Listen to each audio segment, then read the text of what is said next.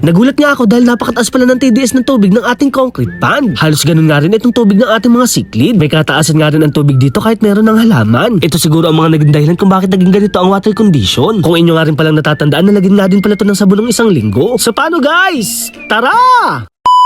Bali guys, umorder nga pala tayo ng TDS meter. Ito nga pala ang ginagamit ng mga fishkeeper para malaman kung anong kondisyon ng kanilang tubig. Ang meaning nga pala ng TDS ay total dissolved solids. Nalalaman nga pala nito kung mataas ang minerals, metals o kaya naman asin. Maging ang organic matter nga ay kaya nitong i-determine. Debattery na rin pala to at digital na rin siya. Kaya naman guys, sa wakas nga ay malalaman ko na rin ang kondisyon ng ating tubig dito sa ating concrete pond. Ilulubog mo lang pala ang dulo nito at isiset mo lang sa ppm. Nasa 1,508 pala ang reading nito. Naglalaro sa 1,510 at 1,510. Ang meaning naman ng ppm ay parts per million. Sobrang taas nga pala nito para sa ating mga koi fish na dapat nga na meron lang silang ideal na TDS na 200 to 500 ppm. Wala nga pala silang standard ratio pero dapat ganun lang naglalaro ang kanilang TDS. Marahil sobra-sobra ang paglalagay natin ng asin. Ganun nga rin ang paglalagay natin ng anti-chlorine. Samahan mo pa nga to ng Ariel powder na nalagyan ng 1 linggo. Isama mo pa nga tong semento, waterproofing at mga pinturang nilagay natin. Kahit sumakit na nga pala ang likod ko at may stress kakagawa nito, hindi pa rin ako tumigil. Siguro nga ay nagkulang lang tayo sa research at iba pang kaalaman. Kahit nabanlawan ko kasi ito na maayos ay naging ganun pa rin ang kanyang TDS. Susukatin naman natin itong tubig na galing dito sa gripo. At dahil subdivision nga pala itong sa amin, meron nga pala itong chlorine. Ngayon nga ay malalaman ko na rin ang hardness ng tubig dito sa amin. At nandito na nga pala tayo sa exciting part. Ilubog lang natin ulit ang dulo at magre-reading na siya. Nag-rate nga pala ito ng 373. At based on my research nga ay pwede itong inumin ng tao. Ang safe drinking kasi ay nagre-range ng 50 to 300 ppm. At ang maximum naman ito ay nasa 600 ppm. At hindi naman nakaligtas itong mineral namin sa bahay. Nagre-range lang kasi ito guys ng 9 to 10 ppm. Ibig sabihin nga ay pasok na pasok sa ating inumin. Maganda nga sana kung ito yung gagamitin natin sa tubig ng ating mga isda, ang kaso lang merong kamahalan. At dahil alam na alam ko na nga ang mga ratio nito, kailangan natin silang palitan ng tubig. At ang gagamitin ko nga palang tubig dito ay galing sa gripo. Nasa 370 lang kasi ang ppm nito, kaya pwede ito sa ating mga koi fish. Kaya naman bukas na bukas din ay mag-water change na tayo. Sinubukan ko rin pala to sa ating mga gapi. Mas mataas nga pala to kaysa sa ating gripo. Mga freshwater nga pala sila at nag-range lang sila ng 200 to 400. Kaya naman bukas na bukas ay kailangan na natin mag-water change. Baka hindi rin kasi natin sila maagapan at sila ay madedo. Pero guys, depende pa rin yan sa mga alaga nating isda. Nakadepende nga rin yun sa kanilang kasanayan. Kaya naman lahat ng mga binanggit ko dito ay based lang to sa ating mga research. Syempre guys, meron nga rin pala itong katotohanan dahil ito ay pinag-aralan. At dyan na nga pala pumapasok ang mga scientists. O diba guys, nasa ibang level na tayo ng pagko-content. Pagpasensyahan nyo na nga lang yung boses ni Kuya Boy Macho Nurin. Medyo masama kasi ang pakiramdam ko sa pabago-bagong panahon. May mga katanungan nga pala ako sa kapwa ko fishkeeper. Bukod ba sa pagpapalit ng tubig ay meron pang ibang paraan kung paano bumaba ang TDS? Sana nga masagot tayo ng mga legendary sa pag-aalaga ng mga isda. Napakalinis pa kasi ng tubig natin at kakapalit ko pa lang nung nakaraan. Sana nga guys ay meron kayo natutunan sa video natin ngayon. Pinilit ko lang talaga mag-upload at mag-voice over para sa ating mga mahal na followers at manunood. So paano guys, hanggang dito na lang. Maraming salamat sa panunood.